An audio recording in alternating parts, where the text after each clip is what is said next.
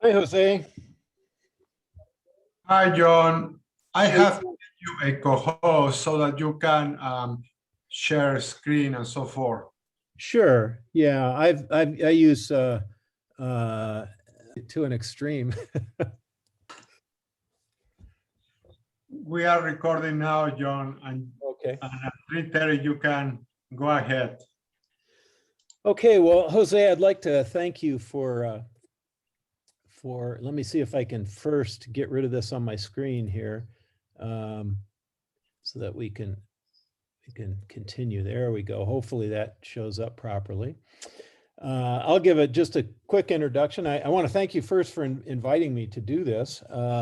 I was a student a long time ago at the College of Optical Sciences, and Jim Wyatt, who is here, was my advisor, and I got interested in optics back when I was maybe in 8th grade through an interest in astronomy and telescopes, and then put it aside for a very long time until I retired. And maybe, 6 or 7 years ago, I bought a little telescope. Actually, it wasn't so little. It was about a 14-inch telescope, and got interested in imaging.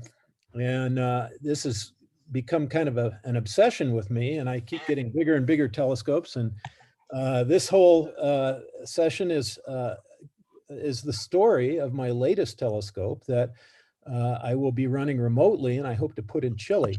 And it's been kind of a fun project that I thought would be fun for Jose's class and whoever else wanted to join in and see the story of this telescope, because it's been an interesting engineering project.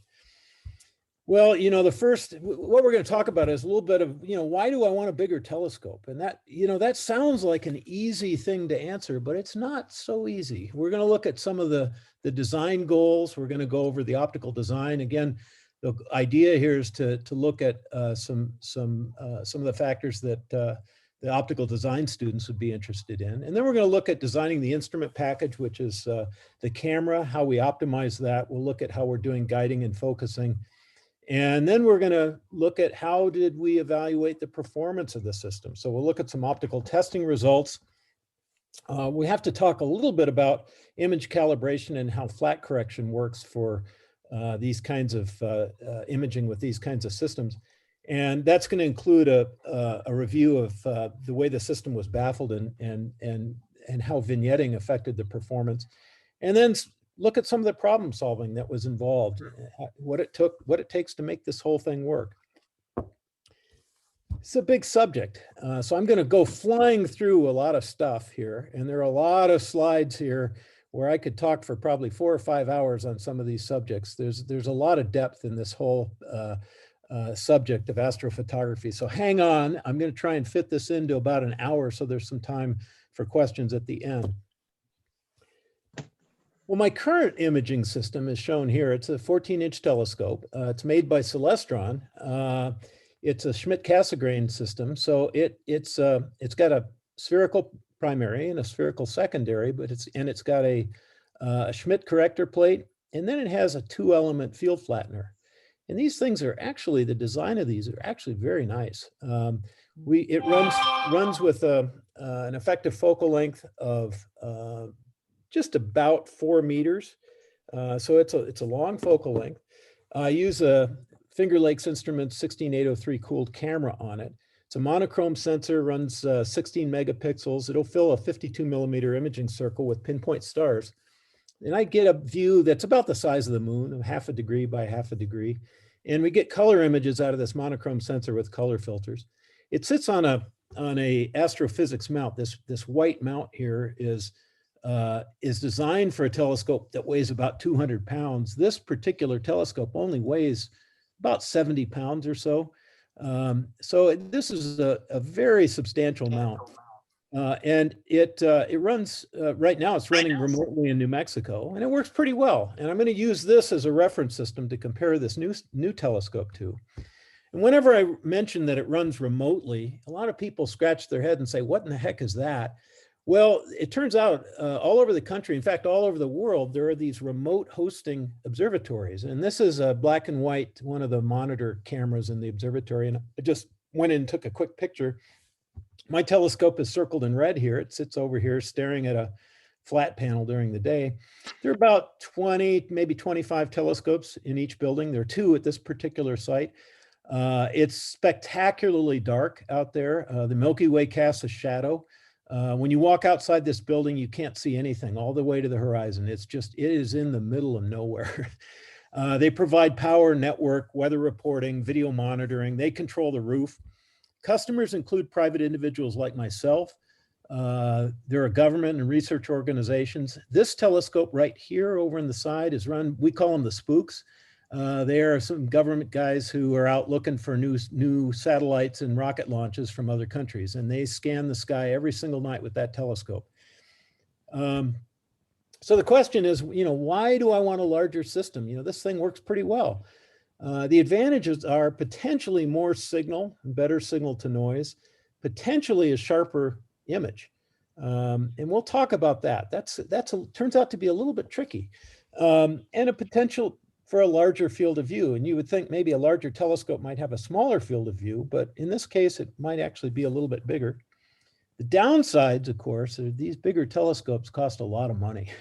So, when you get into a 20-inch range, and I did a little bit of research, there's a little bit of hand waving here, but they're roughly 5 times the cost of this 14-inch telescope. And you get into a 24-inch telescope, and they go up to nearly 10 times the cost of the 14-inch. So you're talking a lot of money. That's the downside. But the biggest downside, and what held me off for a very long time ordering one of these, was the fact that the atmosphere has to be very, very steady in order for a larger telescope to be of much advantage. And so the site selection turns out to be pretty important. So the very first thing that caused me to think about a bigger telescope actually was looking at the sites. And it turns out the optical resolution of all passive earthbound telescopes larger than maybe 100 millimeters or so. Some places it's bigger than that, but it's kind of roughly 100 millimeters is determined by the atmospheric stability. So in order to achieve better resolution or image sharpness than the 14, you really need a better location. And a lot of these locations, if you ever go shopping for one, they always love to tell you what their very best night was. But it's the median conditions that really count. And I ran into these guys at a meeting from this observatory called OPTI, which is a remote telescope hosting facility in Chile, which is about 20 miles south of where the GMT will go, near the Atacama Desert. They have over 300 clear nights a year. They tell me 320.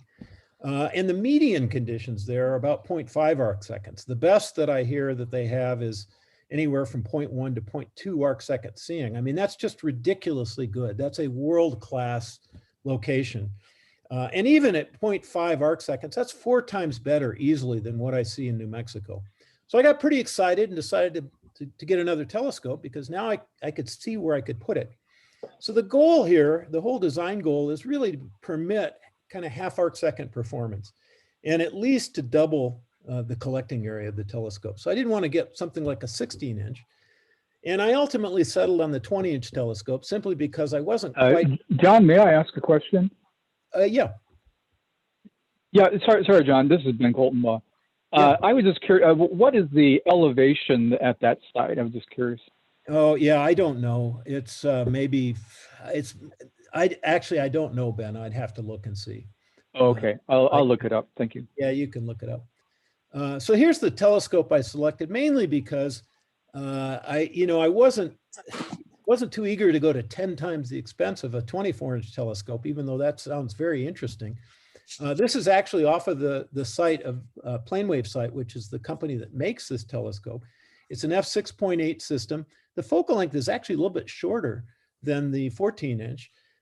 These will fill a 52 millimeter image circle with no coma, no astigmatism, no field curvature. And it's a very well-designed instrument. Of course, I wanted to look at the optical design. And a lot of companies don't give out their optical design, but I found it in this book. And this is my favorite book on telescope design. And if any of you have looked at this, this is a fantastic book. Unfortunately, the publisher went out of business. But I put it up here simply because the authors are associated with the college. Greg Smith got his PhD at OSC. Roger was a PhD from Harvard. He was a Mir Lab guy. And Richard Berry is a guy who does a lot of writing. This is really a fun book. If you can find it, definitely buy it. But I've noticed, I paid $45 for it. I think they're going for $180 now, if you can find a used copy. So it's an excellent book, but it has the design. And so I put the design into Oslo, and as a retired guy, I can get Oslo for free. So that's what I use. And the basic idea of a corrected Dahl-Kirkham is that we have a spherical secondary, which makes that concave secondary easy to make. You can just use test plates. Now that makes everything else a little bit harder. We have to have a prolate ellipsoid primary, and I can never remember the difference between a prolate and an oblate ellipsoid. So I put the picture here. The prolate ellipsoid is the ellipsoid that is formed by rotating an ellipse about its major axis. And then these systems have a 2-element field flattener at the back of the telescope. They're an F3 primary with a secondary magnification about 2.27. And the performance is pretty good over the field. So if you look on axis, you can see a diffraction limited image at about 0.7 of the axis, which by the way is at the edge of a 36 by 36 millimeter frame. That's how we define the full field, is out to 52 millimeters, which goes to the corner of the frame. And once we even get out to the corners, the imaging is still pretty good. It's getting a little bit ragged out there, but we'll see that these guys who designed this telescope did some things to control some of this to still produce very good images all the way out to the corners of a very large sensor. If we look at the ray fans, you can see one of the problems out at the edge.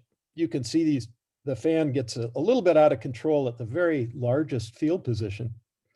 And the way they control that is they use vignetting here, and they just chop off. They just use sort of, the brute force method of just chopping those rays off to improve the performance out to the edge. But overall, you can see pretty good performance when you do a ray trace and look at the ray fans.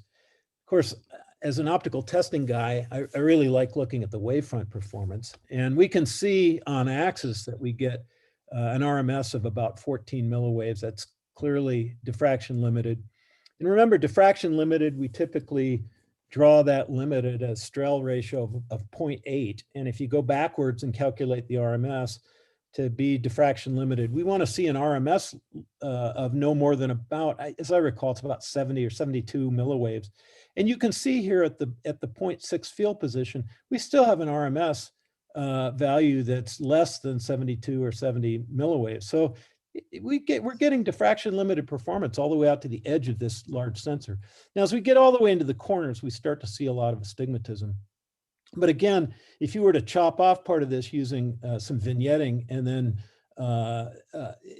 you're going to get a better performance here. We'll see that this isn't really very much of an issue out into the corners, but still very good performance, optical performance over the field of the telescope.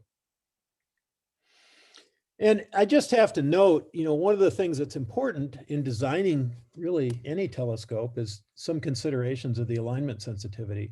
And one of the nice things about the corrected Dahl-Kirkham design is that it's got that secondary, spherical secondary, which in general makes the system a bit easier to align.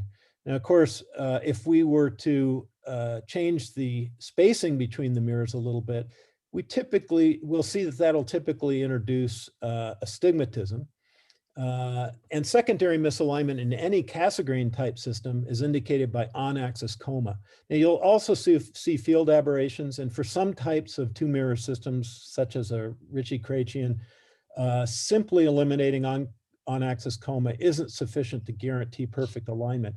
But that's always the first thing that you see of course, as I said, in the CDK design, we've got a spherical secondary. And one of the things that I like to tell people is, if you're going to align telescopes, it's one thing to have an interferometer and all that. It's a lot easier if you just are out under the stars and you can look at star images. And this is the image that some guy sent me, and he said, gee, my stars don't look very good. And I immediately said, well, you've got coma. And so being able to recognize what the aberrations look like in the focal plane is really helpful for being able to align and evaluate the performance of the telescope. And we'll come back to this business of star testing as we go through this, because I have some interesting things to share about that. Well, let's talk a little bit about matching the camera to the optics. And by the way, this is an image of M74 taken by the 14-inch telescope. And you can see with 9 micron pixels and a 14-inch telescope, you can get a pretty good image of a galaxy. But let's talk about how we match the camera to the optics. And the most basic principle of radiometry is the camera equation.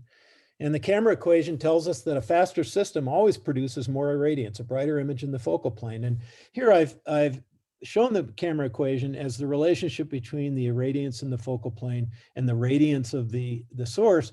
And the two key elements here is that the result depends inversely on the square of the focal ratio. And I've shown the field dependence here, that we get a cosine to the fourth fall off in the irradiance across the focal plane. And remember that this is the irradiance for any extended object in the sky, and it's proportional to 1 over the focal ratio squared.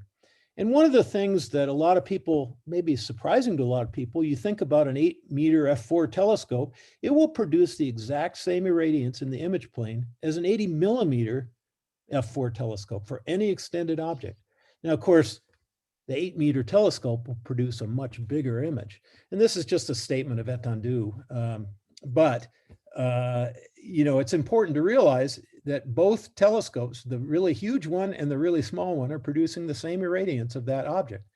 And when we go to stars, and in this case, when we talk about stars, we're talking about any object whose size in the focal plane is dictated by diffraction, not by the extent of the object. So that includes all stars.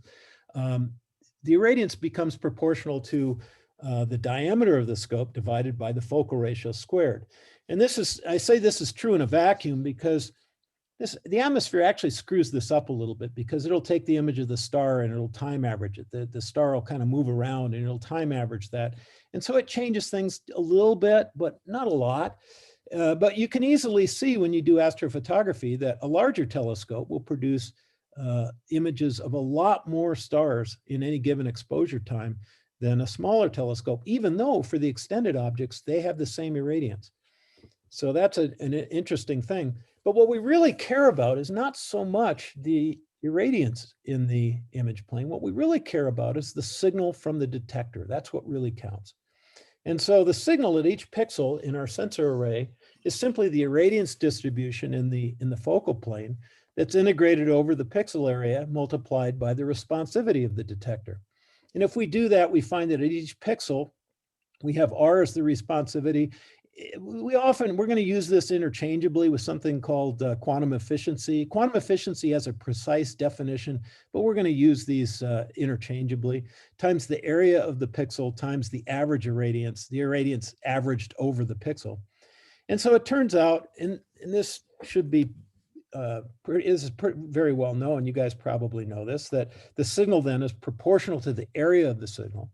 Now, it turns out that the signal to noise ratio due to photon noise only varies as the square root of the responsivity times the number of photons.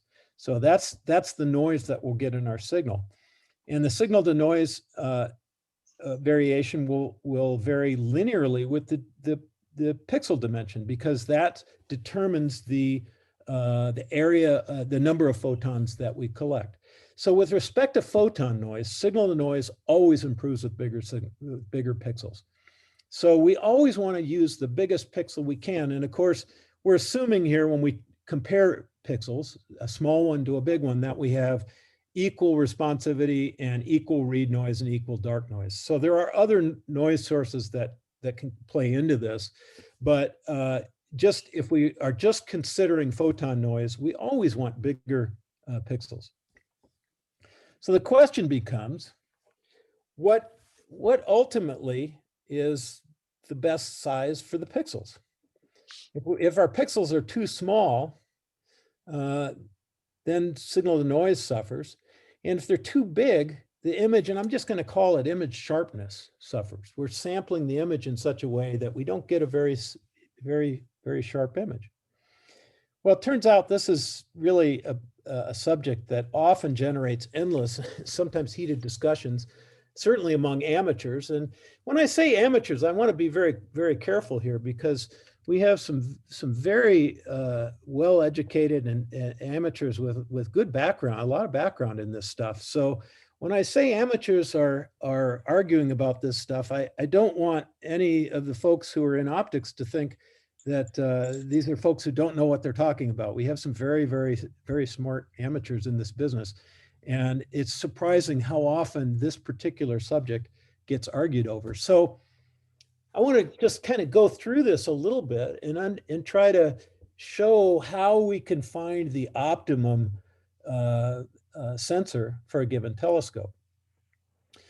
Well, if we go all the way back to the basics and consider Nyquist sampling, we all know that we need 2 samples per cycle at a given spatial frequency. Where the maximum is set by the optical system.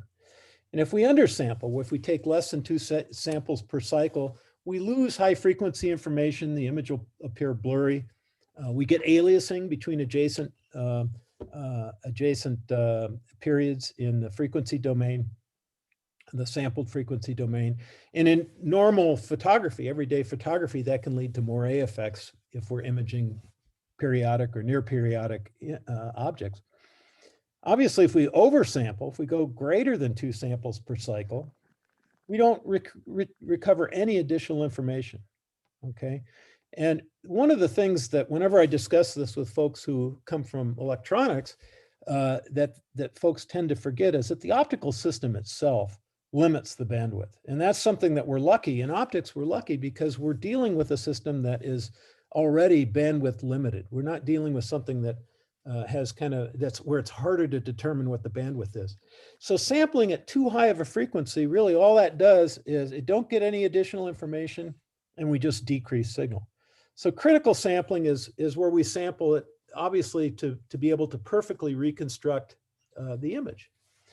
Now, one of the things I want to point out is that the theory requires point samples. Now, when we deal with real detector arrays, we're dealing with rectangular pixels, but that's not a problem. And we'll see that that modifies things a little bit, but it's predictable and we can handle that. And you guys know how to read MTF charts, so I'm not going to go through this a lot, but what I am going to point out is a lot of optical design programs and a lot of analysis programs tend to normalize the units that we have in the spatial frequency domain. And we're expected to figure out what the units are. Now, if we're dealing in image space and we're looking in the image plane, it turns out that the frequency here is 1 over lambda f in cycles per units of wavelength. So if it's microns, it's cycles per micron. And in object space, it's lambda over d out in object space. And an interesting thing is the maximum spatial frequency here requires, it turns out, you can calculate it, is 4.88 point samples across the area disk in order to reach all the way out here to the maximum spatial frequency that can be passed by an optical system. So I want you to remember this. We're going to come back and we're going to look at this in some different ways, but this is the basic way that we look at an MTF plot. At the upper sampling limit, as I said, sampling at more than 4.88 pixels across the area disk doesn't provide any additional information. And this is what it would look like. This is I've just plotted a monochromatic area disk here. And if we put 4.88 samples across there, it's a lot of really tiny pixels. And in this case, if we looked at, in this case, the Celestron 14-inch telescope, we'd need 2.7 micron sample spacing at 500 nanometers. Okay, so those are pretty small pixels. And as we're going to see, this isn't really useful for most ground-based passive telescopes. If we were designing Hubble or we were designing another telescope that was going to go into space, this is really important to understand. And we would make some different decisions than we're going to make for a ground-based telescope. So if we look at, first, we're going to look at some things here. And we're going to look at how signal is affected in image space. And here we remember that the image irradiance varies directly as 1 over the square of the focal ratio. And let's just say that we use the same camera between 2 different systems. So let's look at what happens to our signal. So holding the diameter of a system constant and doubling the focal length will decrease the irradiance and the signal that we measure by 1/4. So if we were to double the focal length of a system, we decrease the signal by 1/4. And the sampling rate in the sky will also decrease, okay? So this is what happens when you change a lens on a regular camera. So going to either a smaller aperture or a longer focal length will decrease the signal you get. And this is what it looks like. We just use one camera. We have a f5 system with 4 micron pixels, and we take that same camera, we stick it on a telescope that's at f10 with 4 microns. Each pixel produces 1/4 of the signal, okay? So using the same camera means that slower systems produce less signal than faster systems. And we all walk around thinking about that, okay? Slower systems produce less signal than faster systems. But that leads to something we call the focal ratio myth. And this is something that out in amateur astronomy land is debated sometimes hotly, but I think it's actually very simple. This really comes from the way a common camera works.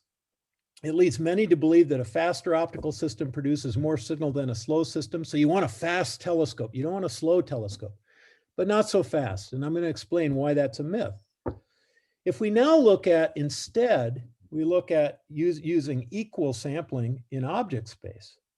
A slow, long focal length system can produce exactly the same signal as a fast system if you keep the angular sampling rate the same in object space.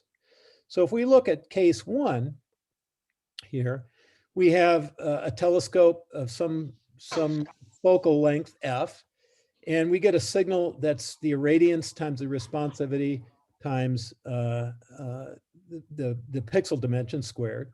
If we then double the focal length on this system, we will, and we increase the pixel dimension by 2, you can see it all cancels out. We can get the exact same signal independent of whether we have a fast or a slow system. So if we hold angular sampling the same between 2 systems, we don't care about focal length. So focal length becomes more about the field size that we'll see with any sensor than it does about signal strength. And so this seems pretty simple to me. In the image plane, what it looks like is we basically are scaling the pixels with the scale of the Airy pattern. So an F5 system with 2 microns looks pretty much like a scaled version of an F10 system with 4 micron pixels. So if we match the sensor to the focal ratio that we're going to use in the telescope, we don't have to worry about the signal strength. We can make it just as fast as if we had a fast optical system. And the reason I'm holding the diameter constant is because I have this great example. It turns out that the Celestron telescopes have this kind of cool thing where you can put on different adapters to change the effective focal length of the system. You can go all the way from an f1.9 system all the way down to an f1 10.8 system with a stop in the middle at f7. So using the same camera here, we have very different exposures, and these actually were taken with the same camera. So the difference in exposures is 1, 13, and 32 times as much. So I have to use 32 times as much exposure to get this image as I do to get this image, okay? And it changes some other things about guiding accuracy and things like that. We won't go into that right at the moment. But if we were to use 3 cameras with the same quantum efficiency and optimally sample things, we'd have exactly the same the same guiding requirements. We'd have the same signal. Of course, we'd need a lot more pixels here than we would here, because the pixels will have to be considerably smaller for the wide field situation or the faster system than it would be for the slower system. So that all sounds great, and all that works well for a system in space, but now let's get a little bit more complicated and let's add in the effects of seeing. And seeing comes from the fact that we have a column of air in front of the telescope that causes time-varying wavefront distortion. And the seeing results in, two big effects. For small telescopes, it typically results in the star image moving around. It's just tilt in the wavefront. And this is mostly for apertures in the range of 100 to maybe 130 millimeters, which can be diffraction limited depending on the local seeing conditions. Larger telescopes have this tilt component, but we also get star size variation due to higher order wavefront components. And I'm not going to go into all of this. There are a bunch of papers on this, but basically large telescopes will, in bad seeing, you'll see a big blurry image of a star. So seeing effects tend to affect longer focal length systems much more than short focal length systems. And this is I just did a little simulation here to kind of show what we're up against. And we have an airy disk. When we add in, wavefront, the instantaneous wavefront variations from the atmosphere. If you have a very, very high speed camera, this is what you'll see. Now in the literature, they'll call this speckle. I just think of it as wavefront distortion. That's really all it is. But you'll see this often referred to as speckle. And this in the camera, when we're taking any kind of long exposure, which in this case can be anything more than a second or two, and in many cases, even a half a second, we get enough integration. If these are moving around fast enough, this will integrate into a seeing blur, an integrated blur disk that has a certain diameter. And back in, I can't remember, I want to say the 60s, a guy named Moffat, and I misspelled his name, it's A.T., did the calculation here, and he was the guy who figured out the intensity distribution for these time-integrated stellar images, and it's a modified Lorentzian, and it's an amazingly good fit. He did this for using film, which is a logarithmic sensor, and he had to unwind things, but it works incredibly well even for modern digital linear sensors. And so we get this blur disk out of the atmosphere. So how do we model this? How do we figure out what our impact is going to be on the sampling that we want to use for this telescope? Well, it turns out, as we all know, the MTF is the integrated, the MTF of the integrated image shows the system frequency response, where the entire system is the telescope plus the sensor plus the atmosphere. And since these are coupled incoherently, we can actually find the MTF of the sensor, multiply it by the MTF of I call this the optical telescope assembly. This is basically the optics of the telescope times the MTF of the atmosphere. And it turns out that we can go back to this guy, Kolmogorov, back in the 1940s, and Fried in the mid-60s developed a theory of atmospheric turbulence. And it's a pretty simple theory. It basically approximates the Moffat function seeing kernel with a Gaussian. And so as you would expect, you would just take the PSF and convolve it with a Gaussian. And you've got to do some scaling factors, which I'm not going to go through here. It basically comes from best fitting an airy pattern to a Gaussian. And you can go through and you can actually then predict what the MTF response of the atmosphere is going to look like. And when we do that, if we take this telescope, this 20-inch telescope, which has a 39% obscuration, and we calculate the theoretical distribution, we can then add in, multiply that by our seeing MTF for a half arc second, 1 arc second, and 2 arc seconds. 2 is about what I get in New Mexico. 1 arc second, by the way, is very, very good conditions. That's about like what you would get up on Mount Lemmon. Half arc second is down in Chile. And we can see that just adding in seeing automatically, as you would expect, reduces our peak frequency response. Now, one of the things that I've done here that's interesting is Instead of plotting the ordinate in terms of cycles per millimeter, I've plotted this in terms of sampling required in order to record that particular spatial frequency in image space. I also got it here for object space. That's maybe not quite so useful. But one of the nice things this allows us to do is to pick out a range of values that might be appropriate for sampling for this particular telescope under those particular seeing conditions. So for example, for 2 arc seconds, somewhere between less than about 1/10 up to where this falls to essentially 0 is a decent range. 7 to 13 microns would be a good sampling interval for 2 arc seconds of seeing. If we go out to 1 arc second, we can see that 7.4 to 4.4 microns is kind of in an appropriate range. And all the way down at at a half arc second of seeing, we get down to about 4.3 to 2.5 microns. Now, the reason there's such a big range here is when we apply the MTF of the sensor to this MTF, which is the optical system plus the atmosphere, these MTF values, the system response is going to fall further, okay? So that's why I've kind of put in a range. And what we do with that range is we then go out and look for a camera. And the camera that I'm starting with is this FLI 16803, because I've used that with great success. This is a fantastic camera. It's an older camera now. They don't even make the sensor anymore. It's a CCD front illuminated array. It's got 60% quantum efficiency. It's a very nice camera. It's a huge sensor, so it's a big field of view. Well, just within the last year or two, they've come out with a new sensor based on the Sony IMX 455 sensor, which is a back illuminated CMOS sensor. It's got tremendously small pixels, 3.76 micron pixels. It's got a 36 by 24 millimeter,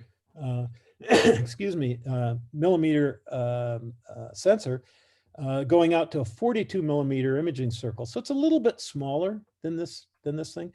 But a nice thing is it's got an 85% quantum efficiency. So these are two viable options that we're going to look at. This is still a pretty good field of view. And one nice thing we can do is we can use this in binning mode. And in binning mode, just to make sure everybody understands this, in a CCD, we can use every single pixel, or we can tell the camera electronics, please, I don't want to use every single pixel. I want to combine a 2x2 or a 3x3 or a 4x4. I've only shown 2x2 here, and create, for example, in the sensor we're talking about with 9 micron pixels, we'd create an 18 by 18 micron pixel. And the beauty in the CCD is that you can read this 2x2 superpixel with one single read cycle. So you have the exact same read noise between 1 and 2x2, which is kind of a nice thing. In CMOS, you don't quite get that. There's no, each individual pixel has its own amplifier. And so we're not able to bin in hardware. We have to bin after we download everything. So we've got, the penalty is that we have to read 4 pixels now in order to create the super pixel. The noise adds as the square root of n, so we end up with twice the read noise. But the beauty of this is the read noise in these new cameras is down, and I put 1.5. It's actually 1 to about 3 electrons of read noise every time we read a pixel, whereas these older cameras are more like 10 electrons of read noise. So these are considerably less read noise for these new back-thinned, or actually CMOS. It's not back-thinned, it's just any CMOS has a much larger, a much smaller rather, read noise. And so that's what we're talking about when we talk about binned output. And with this new camera, the cool thing is we can run it in 2 different modes. And we can use this to determine what our signal is. Now, you're going to look at this crazy equation across the top. This is actually intuitive. It's basically an étendue comparison. You can derive it from that. But it's very obvious. It's basically, if we compare 2 signals, we're looking at the inverse ratio of the focal ratios, the direct ratio of the throughput of the telescope multiplied by the ratio of the obscuration ratio, the ratio of the responsivities, and the ratio of the pixel sizes squared. So it's a pretty easy to derive equation, and we can look at the signals. And remember, we were using the 14-inch telescope as our base. That's our 100% signal. The 20-inch system with the 9-micron pixels, the old camera, gives us 250% signal. That's pretty cool. That's less than half the exposure to get the same signal. That's really exciting. But if we now look at this new CMOS camera and we look at binning, if we bin this 2x2 to get 7.52 micron superpixels, the signal only goes to 245%. It's almost the same as the 9-micron pixels in the older camera. The cool thing is we have the ability then to also use 1x1 binning and use smaller pixels. The penalty is we get down to 61% of the signal for the 14-inch. So we've got to go to longer exposures if we choose to do that. Now, this is where things get interesting. And this is a little bit scary looking at all these curves, so I'm going to try to distill this down. But these are the calculated MTF values for the telescope, for the 20-inch telescope, using 3 different sensors. In this case, we've got the 16803, the 9-micron sensor. Here we've got the IMX 455, and both of these, one of these is binned to 7.52 microns. This is all of the pixels, 1x1 binning. And if you look at these, you can see that for 2 arc seconds, we have almost exactly the same response for all three sensor options. So if we have 2 arc second seeing, we really don't get any advantage. If we go to 1 arc second seeing, which by the way is very good seeing, the difference between the 16803 and the IMX 455 with 7.5 micron pixels is a little bit of an improvement, but not a lot. We don't really see a big improvement until we go all the way out to half arc second seeing. When we combine the 3.76 pixels for 1x1 binning under excellent conditions, under half arc second conditions, we get a big improvement in MTF performance. We don't get that same improvement until we get all the way out there and we use small pixels. And if we were to actually compare this back to the edge, there's an interesting little takeaway here. If we look at the edge and we look at taking the edge and putting it out under 0.5 arc second seeing with the 9-micron pixels, and we were to stick 9-micron pixels on the 20-inch, look at this. It's actually worse than it is with the edge. So this says if we want a sharp image, and we put a 9-micron pixel camera on this 20-inch telescope, we'll actually get slightly worse performance than we would if we had just sent a 14-inch telescope to Chile. So this is a big result. And I say it's a big result because you would be surprised how many of these telescopes are in Chile using this very same sensor doing this. So these guys who are sending 17 and 20-inch telescopes to Chile are getting slightly worse imaging than you would out of a 14-inch telescope. Now, of course, once we go to the situation with the new sensor, the IMX 455, in all cases, it gets better than the Edge 14. In fact, it gets considerably better than the Edge 14 under half arc second conditions. We get all the way out to the maximum possible sampling, MTF rather, response of the 14-inch, which is this kind of faint orangish curve here. So we get much better performance under good conditions with than the 14-inch if we have these small pixels. So the takeaway is no matter what, good seeing always helps, even a little bit. Doesn't matter what size pixels you have or what size telescope. The more calm the atmosphere, the better the result.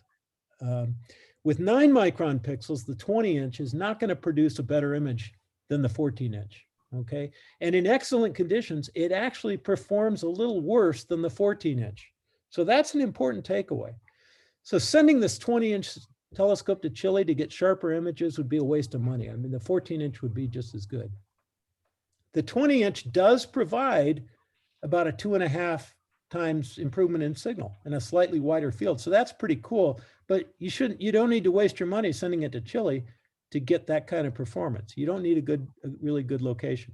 Small pixels only increase the image information under good seeing conditions, okay? So under poor conditions, the small pixels only decrease SNR. They decrease the signal They don't help you.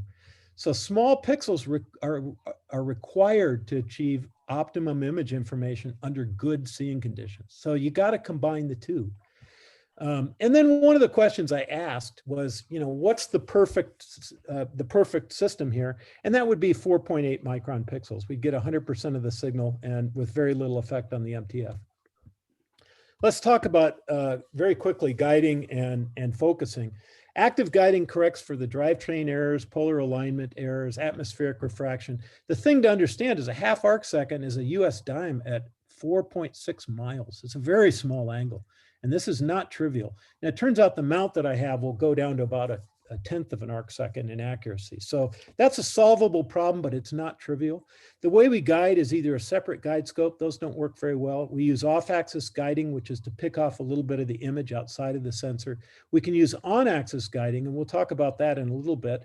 Or we can use no guiding at all, which is done with precision encoders, perfect polar alignment, zero flexure, atmospheric models, all that kind of stuff, and this can be done. It's hard. And then we have different guiding algorithms. We can guide on a single star, multiple stars, or we can use a very new thing that is coming out. My friend Gaston Baudet is coming out with a new system that will allow autocovariance guiding. And we actually look at the autocovariance between images to determine how much of a guide error we have. Through the scope guiding with on-axis guiding is pretty neat. We basically use a dichroic beam splitter.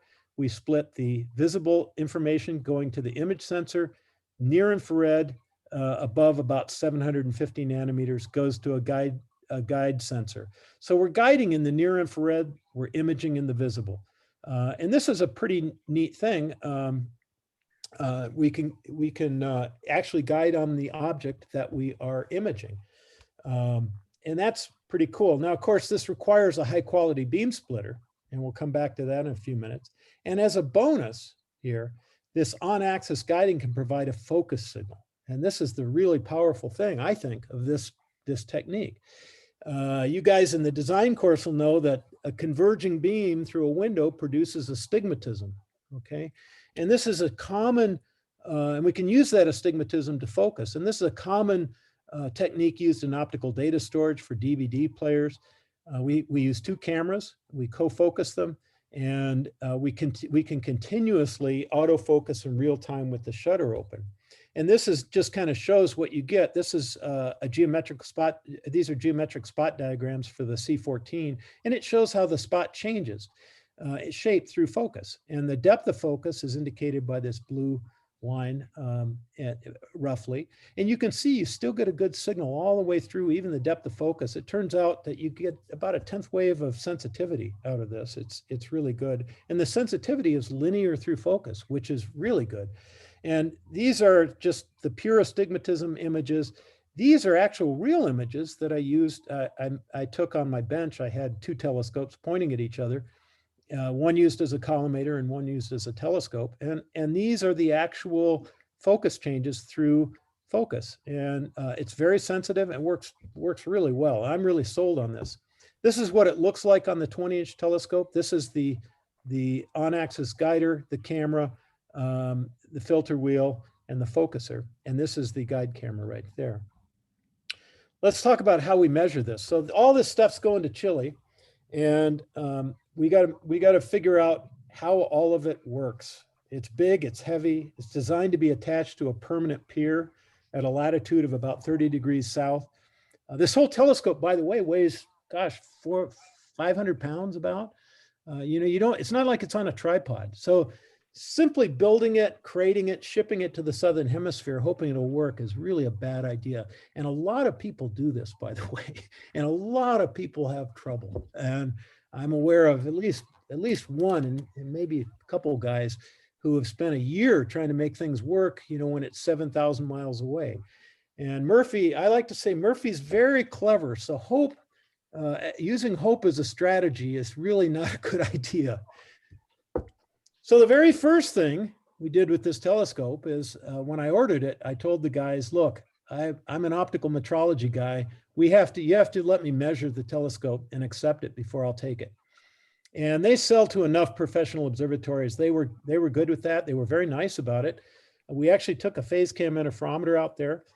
Here's a picture of the setup. There's the phase cam there, the telescope, and way up high on this gantry was a 40, I think it's 42-inch zero-door flat mirror made by Kodak Systems back in the 70s.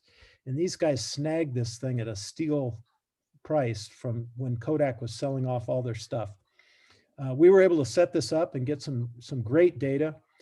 This is some phase cam data, and you can see it's got a turned up edge. It's got kind of 3 zones here, a little bit of just a tiny bit of trefoil, but the Strel ratio came out to be about 0.852. It's diffraction limited. It's not as smooth as I would like. They use a computer controlled polishing system that doesn't produce a super smooth surface, but I think the performance will be just fine. Excuse me. So, the thing I like to say to my amateur friends is, always make sure the telescope is imaging well before you send it off to some distant observatory. And in my case, not everybody can get a phase cam, but I was lucky to be able to do that. So in my case, I actually measured it. Then the next question is, and you may wonder, why did I even talk about this during the pandemic? All last summer by myself, I was out in an airplane hangar building this thing. And, trying to set this up, again, it's not on a tripod. So I had to sit down and design this whole base. And it's got a little wedge here that compensates for the difference in latitude between Oregon and Chile. And it's on some leveling screws. And we attached this thing. I went and had to buy a shop crane. The telescope's about 140 pounds. It's too heavy for me to lift up. So I got a shop crane and put it on the mount. And here's kind of what the whole system looks like. There's a control system and the camera package and the telescope sitting there. And I'm just going to mention this in case any of you are interested. There's a whole design behind the control system, but I'm not going to go through all the details of this. I'm just going to say there are 2 things that make a remote telescope very, very easy. And that is, this first thing is right down here at the bottom, and it's an IP power switch. It allows you to turn on and off sockets so that you can control power to anything you like remotely over the web. That's the first thing, and they're super easy to use. The second thing is up here in the computer, I run a remote desktop type application. I use Chrome Desktop, and it's flawless. It allows me to sign into my telescope and run it as if I'm sitting next to it. So I can turn things on and off as if I were sitting next to it, and I can run it as if I were sitting next to it. So that 7,000-mile distance back down in Chile is totally possible to turn everything on and off and run it. Well, I rolled the telescope out and we took a first image. Now, I said that you can guide automatically. This is a 6-minute unguided exposure on this thing. I didn't use any active guiding. And I saw 2 things right away. First, I saw these dark corners, and that didn't look good.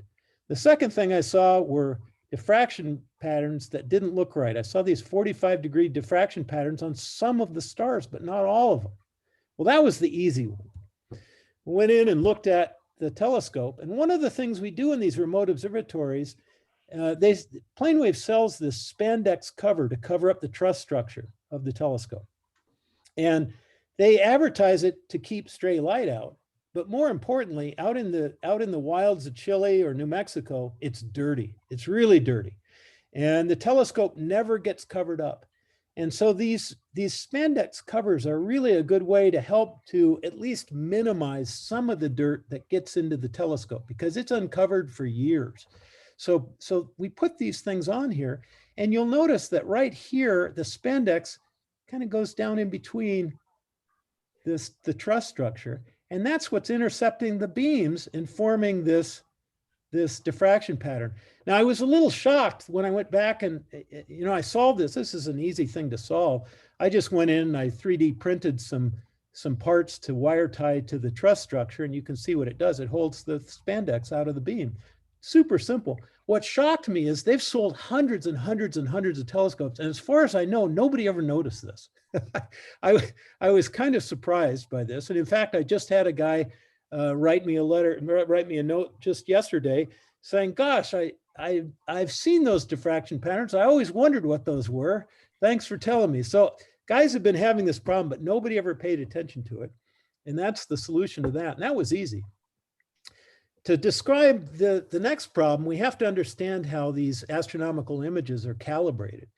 And when we take these images, we want to correct for three things. And we're correcting for three multiplicative effects on the signal in the imaging system. The first is, and we talked about this, in the camera equation, we have this cosine to the fourth radiometric irradiance fall off across the field. Okay, and we want to correct for that. We also want to correct for vignetting due to edges, dust, surface digs. And typical vignetting is maybe 20%. And obviously, it's not going to work for 100% vignetting. And I'll show you the equation in just a minute. But the question is, how much is too much? And that became a big question here. And the third thing, which is very important, is to correct for something called PRNU, which is basically a variation in responsivity between pixels on the sensor itself. And it can look like spatial noise that's proportional to signal strength in your images, but it can also be larger scale issues as well. So basically what we're doing is we're using this flat correction process to calibrate our sensor as if it's a perfect sensor, okay? And it will only correct for multiplicative issues. And it's critical for imaging faint signals. This is the equation. Basically, we take our raw data, we subtract from it the dark signal, and then we divide by a normalized flat signal. And the flats are taken by imaging a perfectly flat, evenly illuminated panel. And I'll show you that in just a second. But here's what it does. Here's an image from the 14-inch telescope of M81. Shows you very dark corners, for example, and that's just due to a little bit of to some vignetting and cosine to the fourth fall off. When we do the calibration, we get a nice flat-looking image. Well, here's what it looks like on the 14-inch. There's the flat panel, and this is an electroluminescent panel that I made. They're easy to make, and we just take the telescope. Ideally, we'd like this in the entrance pupil of the telescope, but it can be out in front of the telescope a little bit. It doesn't matter. That's not a super critical thing. And when we did the calibration with this system, and the very first shot, we got this terrible looking mess, and we got very bright signals, which shows that the calibrated flats, or the flats rather, are dark.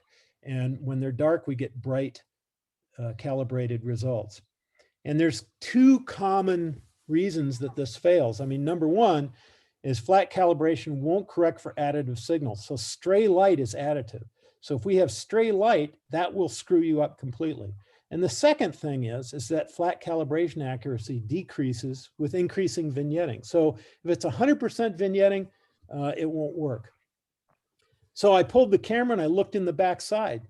And this is a little bit of garage shop problem solving. You take the camera out, I set up a little piece of cardboard around the edge. There's my 52 millimeters, and I looked in.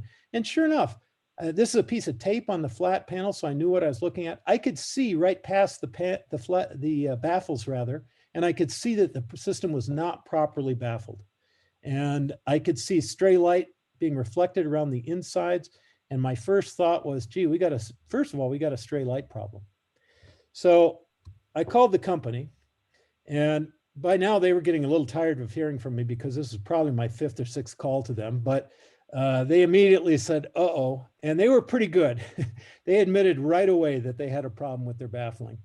And it took them about 6 weeks, and I got some new baffles in the mail, and they did a great job with them. This was the old primary baffle. This is the new primary baffle. They did a great job with 3D printed glare stops.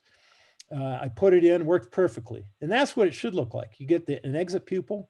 We're looking at the exit pupil there, and we get no more stray light going around the baffles. Well, the second thing I did was to take a look at the vignetting.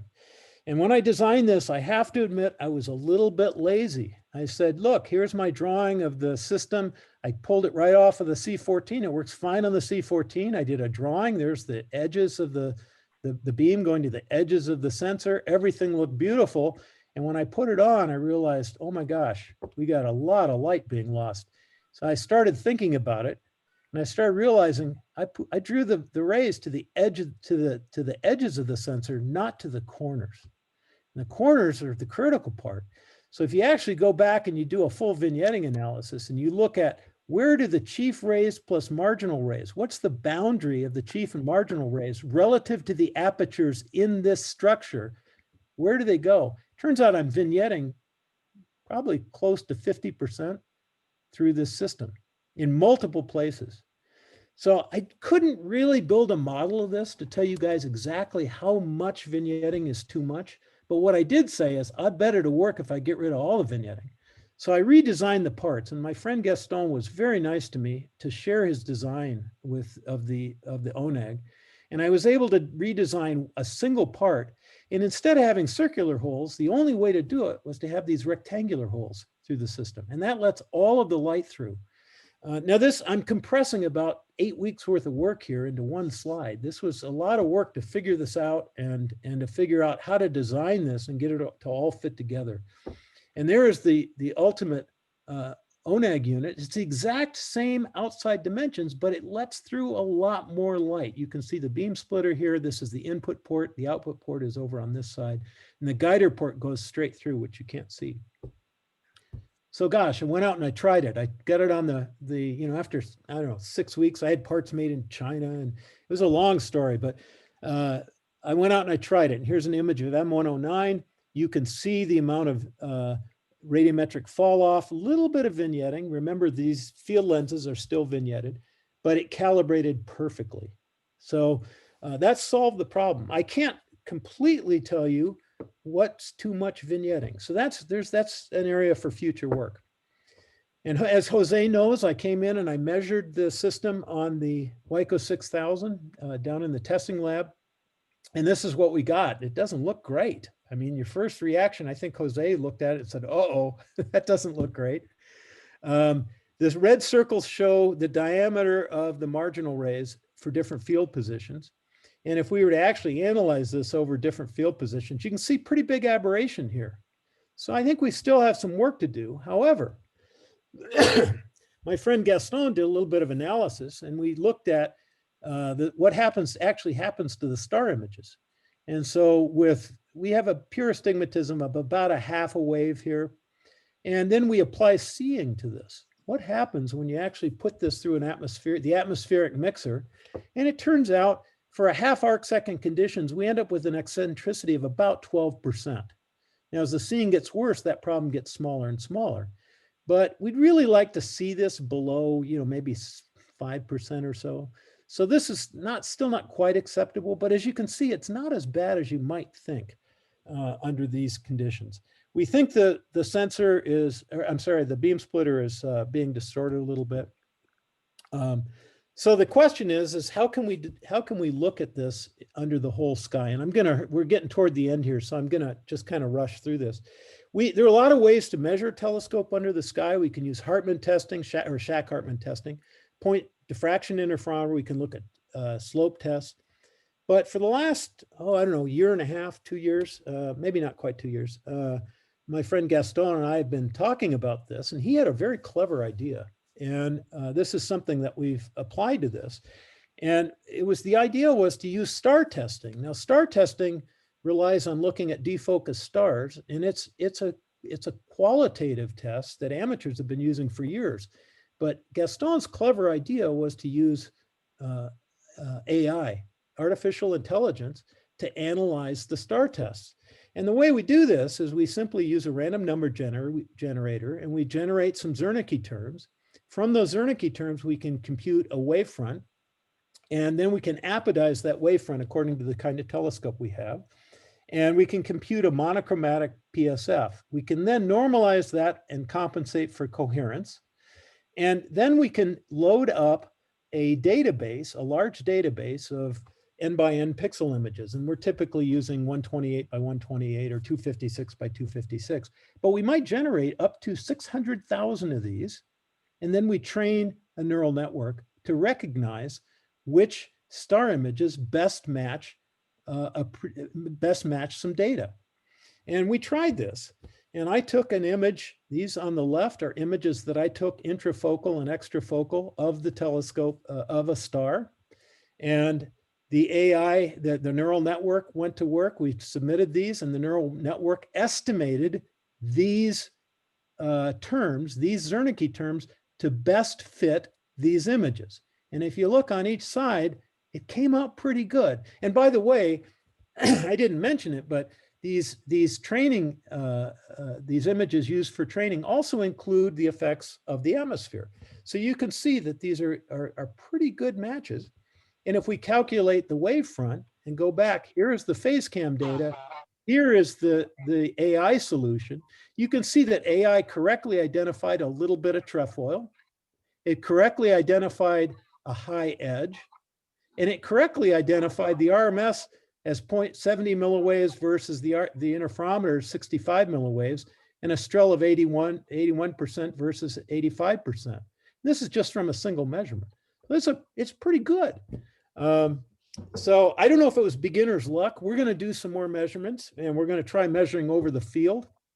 So we're going to use this technique to see how well we can mount the beam splitter and compare that to some sub-region analysis. And finally, I got a first image, so I have to show you guys that the thing does work after, gosh, it took me almost a year and a half, and I finally got a first image just rolling it out. And this is with the 9-micron pixels under pretty good seeing conditions. This is probably 1.5 arc-second seeing conditions. So it's pretty good. And you can see what one of these images looks like. So for those of you in the class, I wanted to go through just some takeaways in conclusion. Rule number one, nothing is easy. And I think I see Jim Wyatt sitting there. When Jim and I were running WICO, I think that was our motto. Whenever we would design an interferometer, we'd always run into troubles. And we'd always look at each other and say, well, nothing's easy, or at least as easy as you think it'll be. Always, always, always verify the performance. When you design something, go verify it. It's not uncommon to have something unexpected happen. And engineering in the real world is almost never a linear process. It often takes more than one design to get it right. You'd like to do it in one design, but it's not uncommon to have to try it a couple of times. The main thing is remember the basics. When you don't understand a result, stop to figure out what's going on and pay attention to the details. That's where problems hide out. I mean, that little star diffraction problem, so many people have that problem, but nobody's asked, where's that coming from? And it's so easy to fix. So you have to look at the details. Murphy is relentless. Never underestimate his ability to screw things up. When you're building something, Murphy is out there. He's waiting for you. And one of the things I would say is you have to balance the urge to overanalyze something against just trying it to see what works. You got to balance that against the cost and time and money. Obviously, if you're building a 20-meter telescope out of multiple mirrors and it's $1 billion project, you need to do some pretty careful analysis. But for a 20-inch telescope, there are times when I could spend 3 weeks trying to figure out how to analyze it, or a week trying to build it and see if it works. And there are times when there's some value in that. The main thing is to develop some good problem-solving skills. And that involves making a measurement, analyzing what you get, and having a theory of what's going wrong and a way to test your theory against what you've measured. And that is a skill that I see so many folks struggle with. And it's a skill that I think is a very important skill if you're going to build hardware. The thing I like to point out is just remember, sometimes 4 wrongs squared minus 2 wrongs to the 4th power divided by that formula do make it right. So remember that. You can see my images off on AstroBin. If you look and you just Google my name, you can see some of the things I've done with the 14-inch. And I hope someday I'll get this thing down to Chile where we can see how this actually works and see whether I was right or not about those small pixels. But I have a new camera on order, and we're going to try the small pixels. And before I open it up for questions, I just want to say, amateurs are very clever, and I often see some things that really just blow me away. And this was one of them. This was a way to get rid of those diffraction spikes from the support spiders. And this is a meter telescope that's down in Chile. And these guys had this really clever idea of just bolting these little wiggly lines onto the spider supports. And it works like gangbusters. And it's obvious if you understand Fourier optics, you look at that and you say, oh, of course that'll work. But these guys had thought of that, and I saw the results, and I was very impressed. I thought that was a great idea. Now, I'm not quite sure I can explain why this guy is inside the telescope without his shirt on taking the picture, but it must have been very warm there, is all I can say. So do we have any questions?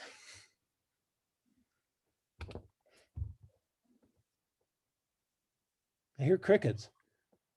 I must have either baffled everybody or. Hey, John, this is Dick. Yeah, Dick. I'm impressed with the mathematics and all, which I hardly understand. Are professional telescopes analyzed and worked through this rigorously? I think they are, you know, at a certain size, you know, above a certain size, I believe that's true. Yeah, there's a lot of analysis. When you're spending a lot of money to build a big telescope, I think it's probably some proportional factor there in terms of how much a telescope costs versus how much you analyze it. But I believe so. Yeah, at some level that happens. Now, of course, the really big telescopes are using active optics. And when you're trying to analyze or image a planet going around another star, things are very different than what we're talking about here. So completely different. And John, are you using this for fun, or are you going to do science with it? Well, you know, so far it really has been fun doing this. I have to admit, I'm very impressed. There's a couple of guys on this AstroBin site. One of them is a German guy. I think they're both German guys who have discovered well over 100 new planetary nebula. And they do it with their amateur imaging equipment. And they do it by poring over sky surveys to look for the faintest, tiniest hint of a new thing. And then they go out and they stare at it for anywhere up to 100 hours with their own telescope. And they've discovered 100 of these things. And it is just, it's super impressive and very inspirational. And, you know, that's one area where it's pretty, you know, it's pretty possible to do science. Looking for exoplanets and all that kind of stuff would be a lot of fun.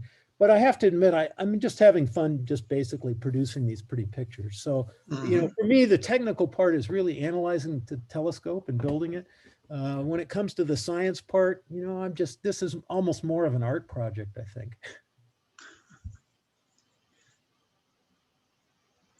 So, John, when do you plan to take this to Chile now?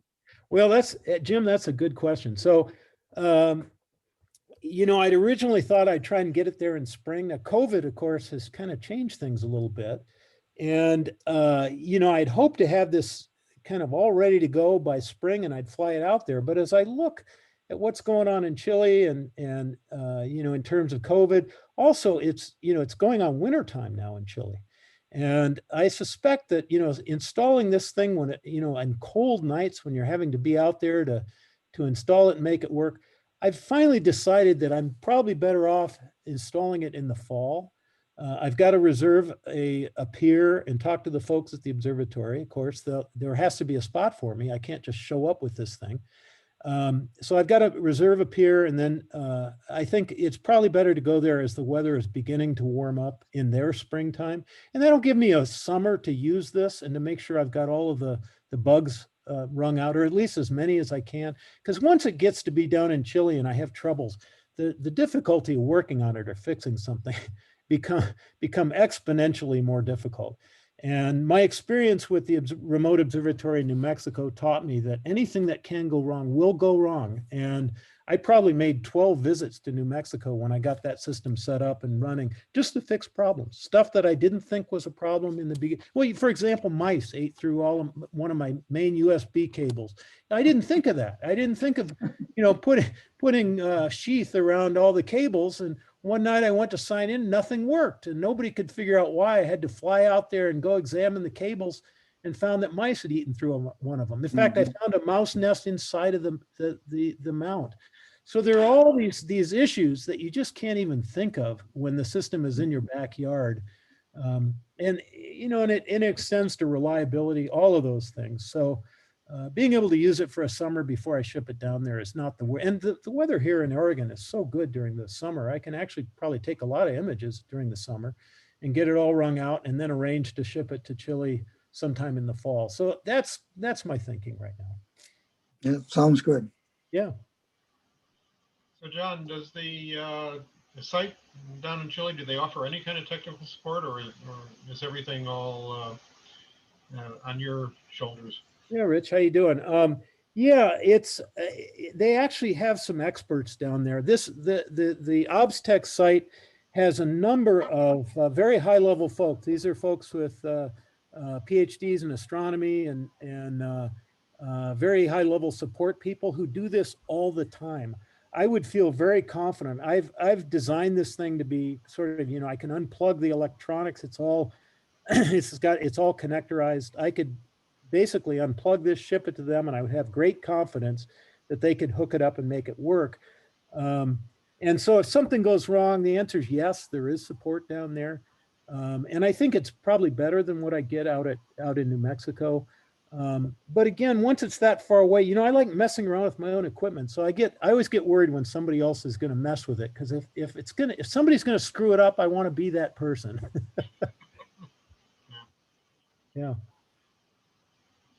John, why did you pick the QH-Y600 over the ASI 6200? Any particular reason? Yeah, well, I've had very good experiences with the ASI cameras. And, from kind of researching them, I think the QHY cameras have got a little bit better mechanical build. They're a little weaker on software than the ZWO folks. But that's kind of a tough call because I hear very good things about both cameras, and I've gotten good reports on both cameras. But I ultimately went with the QHY cameras simply because it's got, I think, a little bit, everybody tells me it's built a little bit better. But that's a tough call. Ask me in a year if that was the right decision. I don't know. Thanks, John. Yeah. So John, when it comes to the image sampling, what I've read has gotten to be very confusing. Can you actually refer to a paper or some other website that really explains nitty-gritty, as you did in your fire hose approach, on how the sampling is all calculated? Are there any good references out there that you can recommend? Yeah, that's a really good question, Rich. The answer is no. There is a lot of what I'll call folklore in the amateur community about matching cameras to optical systems. And I've been in some what I'll call heated discussions with folks who are actually OSC grads about how the value of matching a camera. Some folks will just say, put the smallest pixels on it that you can, and you'll get the best results. Well, my analysis shows that's not necessarily true. It depends on your seeing conditions. But I'm not really aware of a good reference on this. And it's something that I've thought about writing some articles about, because it definitely is something that it's a subject that generates a lot of confusion and a lot of controversy. In general, the general rule of thumb that amateurs operate by is to put anywhere from 2 to 3 sensors across the blur pattern. And typically they talk about the airy pattern, and that only works, as you know, for smaller telescopes. For small refractors, that'll work fine. For a telescope like this 20-inch, you really have to talk about the seeing blur diameter. But if you put about 2, maybe 3 sensors across there, 2.5, it typically will work fine. But that's not a very satisfying answer. Yeah, well, what I've been doing astro for the past 2 years now, and I find that all my images are like 10 pixels in diameter. Of course, it's probably because of the crappy atmospheric seeing I have out of my driveway. But yeah, I have yet to see a diffraction limited image. Well, let me just say very quickly that when I first started imaging here in Oregon, I thought we had the worst seeing ever. And then as I got better and better at it, I realized that I could refine my focusing techniques and I could refine my guiding to the point where I began to realize maybe the seeing wasn't what was really the problem, completely the problem. And once I got better at it, I realized, well, the seeing isn't always as bad as I thought here. And in fact, I've recorded images down to stellar full width half maxes down to 1 arc second here in Oregon. Now, it's not always that good, but it's not as bad as I thought. So you have to be very careful to make sure that you can separate out the effects of focus errors, and that's a big bugaboo. I mean, getting things focused very precisely within to the diffraction limit is very important, and then making sure your guiding is also very, very precise, because all of those contribute to the size of your star images. Yeah, I can attest to that. Also alignment. I mean, just last night I pulled out my Ritchie-Chrétien, my 8-inch Ritchie-Chrétien. Thought I had it well aligned, and in fact, the night before it was well aligned, and last night it was totally chromatic. So you just Well, check. It's okay, well, pretty so frustrating. one of the good news for that, Rich, is that Gaston at IFI is working on this star test, excuse me, the star test technique for people with RCs to make alignment of Ritchie-Chrétiens a lot easier.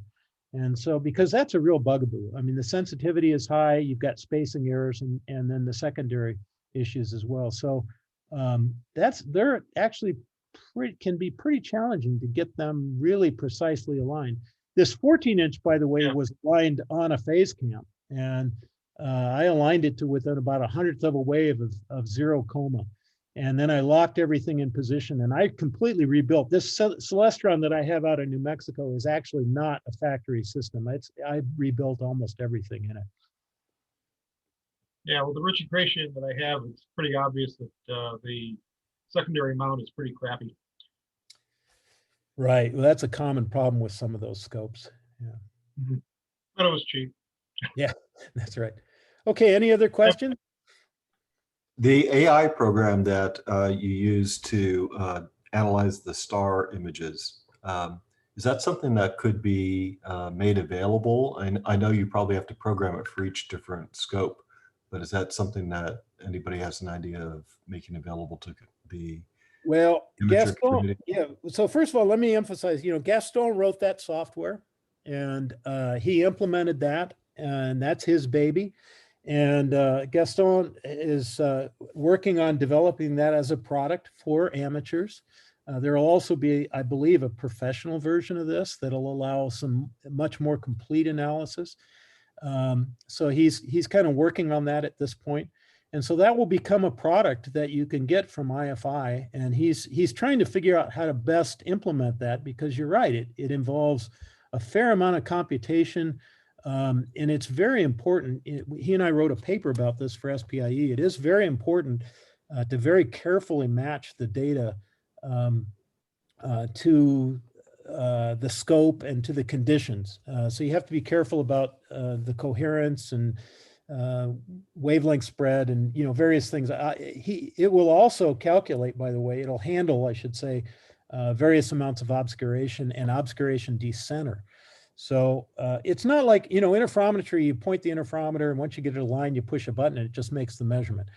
This is more what I would call a DC technique, where there are a lot of little effects that little problems that can affect the results. So you have to be a little careful. It does work well, but you'll have to hang on. Gaston will eventually announce a product if he hasn't already. I think he's on here. Gaston, are you on here? Yes, I am. Can you hear me? Yeah. If you want to just make a quick comment on that. Yeah, I'll try to be quick. Yeah, we have a product named Skywave, and it's a standalone analyzer. We are in a beta test, so if people are interested, we are still taking a few people for testing. Just contact me. The company is Innovations Foresight. You can find that by Googling. And the software will be able to handle many different types of scope. Actually, the software is the same for every scope, and what you do is you buy the model, mathematical model for your scope. I see, yes. It's great you're making a product out of that. Thank you. You're welcome. Well, we've kind of run over here, and so I think we'll go ahead and wrap this up. And I want to thank everybody for the opportunity to talk about this stuff. I love talking about it. I hope I didn't put you to sleep, but this is some fun stuff, and stay tuned. Hopefully we'll get this thing in Chile in another few months. Thank you, Well, John. thank you, John. It was great. Thanks, John. Okay, well, Excellent. thanks, everybody. Okay, Bye-bye. Thank bye-bye. you, John. Thanks, John. Bye Bye-bye. now to all.